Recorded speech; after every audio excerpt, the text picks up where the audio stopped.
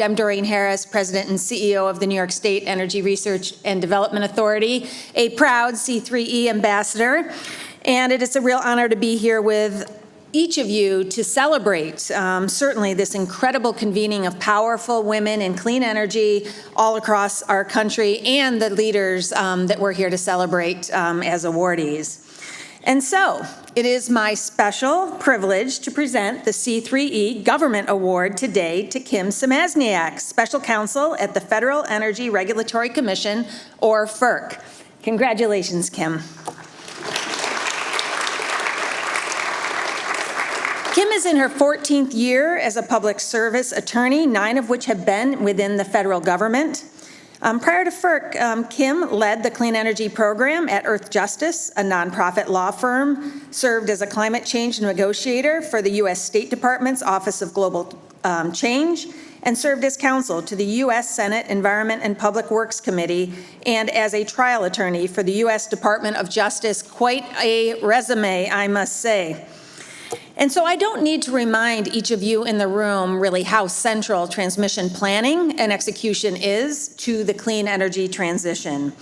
And through her work at FERC, Kim is critical to laying the legal foundation for the U.S. to take these critical steps.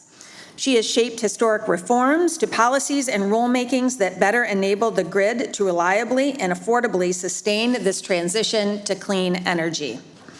And as a result of her efforts, these rulemakings are critically more likely to survive judicial review, but also have a lasting impact on our nation's transition to clean energy writ large. And so personally, Kim is widely recognized as the rare combination of a brilliant litigator who also fully understands every aspect of a case's underlying policy and technical considerations, and I would say, quite importantly, the human element of this transition and the energy system writ large. Kim is also known to be an accomplished consensus builder, whether in the context of a multi-member agency like FERC or in a diverse coalition of public interest groups, central to realizing not only this transition, but thoughtful solutions that bridge the gap between stakeholders. And very relevant and necessary to establishing this network of powerful women in clean energy, Kim is a dedicated and committed mentor. She's taken countless junior attorneys, especially women under her wing, helping to cultivate better, more capable attorneys who feel comfortable in and confident in their ability to do their work. So, in Kim's own words, I uplift those around me because I know the power of others' belief to shore up one's own. Because our task is so large and so looming, we cannot afford to lose one person of excellence to the corrosive doubt of, I don't belong here. Well, Kim, after getting to know you, and certainly on the basis of this award, I can attest to the fact that you definitely belong here in the near, mid, and long term. So I am honored to present you with the C3E Government Award. Congratulations, Kim. Thank you, Doreen, for those kind remarks. And thank you for the honor of this recognition and of this opportunity to stand among so many great leaders. In honor of C3E's mission to grow the participation and success of women leaders in clean energy, I share with you some of my story as a reminder to everyone in this room that you can be the difference that enables a young woman to one day make it to this stage. I share with you my story as a reminder of the power of reaching out to someone who may lack role models, to someone who may otherwise not be able to see themselves in this profession, much less as a leader in this work. Because, but for a series of teachers, mentors, bosses who believed in me, I could so easily have failed to make it this far. I have blue-collar roots. My parents worked at the local factory, at Kmart, at Target. They came from even greater poverty before that, and the scars of that poverty still wore heavy upon our lives. I was the first of my family to go to college, the first to go to graduate school.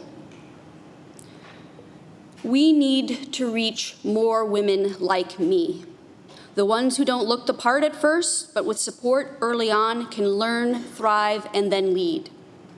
We face so many barriers, those who must overcome the challenges of their roots in order to succeed. I went to a public school so poorly staffed, they couldn't tell the difference between a kid who read ahead in class and one who couldn't read. And I was put in remedial classes.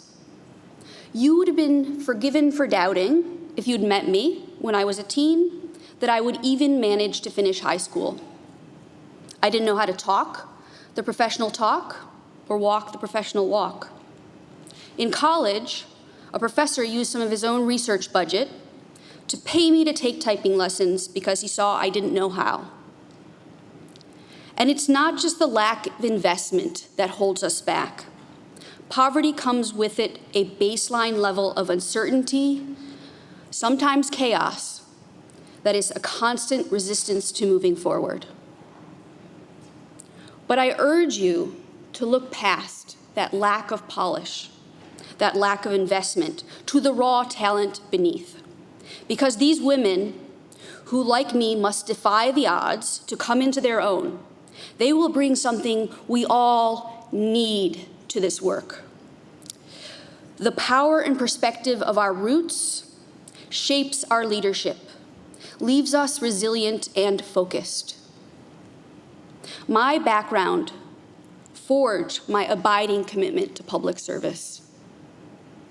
I cannot forget, as I work on policy that impacts the affordability and reliability of energy, my mom's story of being a young single mom who hadn't paid the bills and had the power cut in the middle of Buffalo winter. How a single extension cord from a space heater to a neighbor's outlet kept my brother from freezing.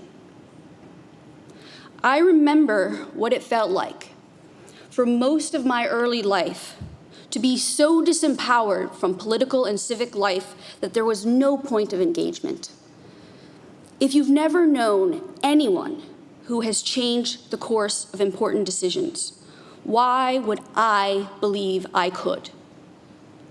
It was only much later that I discovered that I could be the person in the room, that I could be the one helping shape government decisions that affect the lives of millions.